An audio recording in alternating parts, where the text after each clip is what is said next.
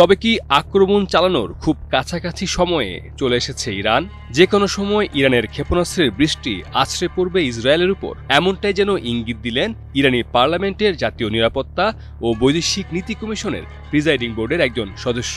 তিনি জানালেন, ইরানের সশস্ত্র বাহিনী প্রস্তুতির শীর্ষে রয়েছে, যে কোনো হুমকির মোকাবেলা দেওয়া হবে কঠিনভাবে। ইব্রাহিম রেজাই জানান, ইরানের সশস্ত্র বাহিনী যে কোনো আগ্রাসন ঘটলে শত্রুর জবাব দিতে পুরোপুরি প্রস্তুত। মেহের নিউজ এজেন্সির সাথে এক সাক্ষাৎকারে তিনি দেশটির প্রতিরক্ষা ও সামরিক সক্ষমতার দিকে ইঙ্গিত করে বলেন, আমি নিশ্চিতভাবে বলতে পারি যে আজকের ইরানের প্রতিরক্ষা ও যুদ্ধ প্রস্তুতি 4 মাস আগের তুলনায় অনেক বেশি এবং আমরা প্রস্তুতির শীর্ষে রয়েছি এবং যে কোনো আগ্রাসনের চূড়ান্ত জবাব দেওয়া হবে। ইব্রাহিম রেজাই বলেন, শত্রুরা ইরানে আক্রমণ করার অবস্থানে নেই। তারা সত্যি বুঝতে পারছে ইরানের সামরিক সক্ষমতা কতটা বেড়েছে। স্ন্যাপব্যাক প্রক্রিয়ার দিকে ইঙ্গিত করে তিনি আরও বলেন, ইরানি সংসদ স্ন্যাপব্যাক প্রক্রিয়ার সক্রিয়করণকে অবৈধ বলে মনে করে। জাতিসংঘের নিরাপত্তা পরিষদের 2 স্থায়ী সদস্যও এটিকে অবৈধ ঘোষণা করেছে। স্ন্যাপব্যাক মেকানিজমের অধীনে জাতিসংঘের নিষেধাজ্ঞা পুনরায় আরোপ করা ইরানকে প্রভাবিত করবে না।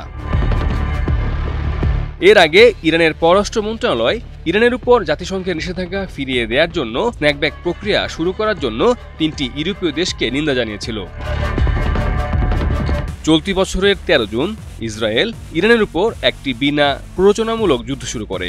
12 দিনের সে যুদ্ধে ইরানের সামরিক, পারমাণবিক এবং আবাসিক এলাকাগুলোকে লক্ষ্য করে হামলা চালায় ইসরায়েল। মার্কিন যুক্তরাষ্ট্র পরবর্তীতে 22 জুন ইরানের 3টি পারমাণবিক স্থাপনা নাতানজ, ফোর্দো এবং ইস্পাহানে হামলা চালিয়ে সংঘর্ষ বাড়িয়ে তোলে। সে সময় ইরানের সশস্ত্র বাহিনী ইসরায়েলকে তাৎক্ষণিক এবং শক্তিশালী জবাব দেয়। IRGC aerospace force operation true promise 3 এর অধীনে প্রতিশোধমূলক ক্ষেপণাস্ত্র হামলা চালায় ইসরায়েলের উপর, যাতে ভয়াবহ ক্ষতির শিকার হয় ইসরায়েল। এমনটি হয়তো তারা কল্পনাও করেনি।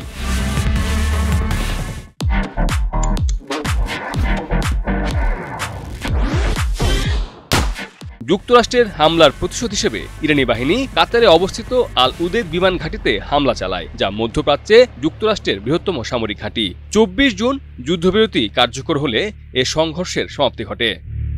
মির্জা রকিবুল হাসান, নিউজ 24।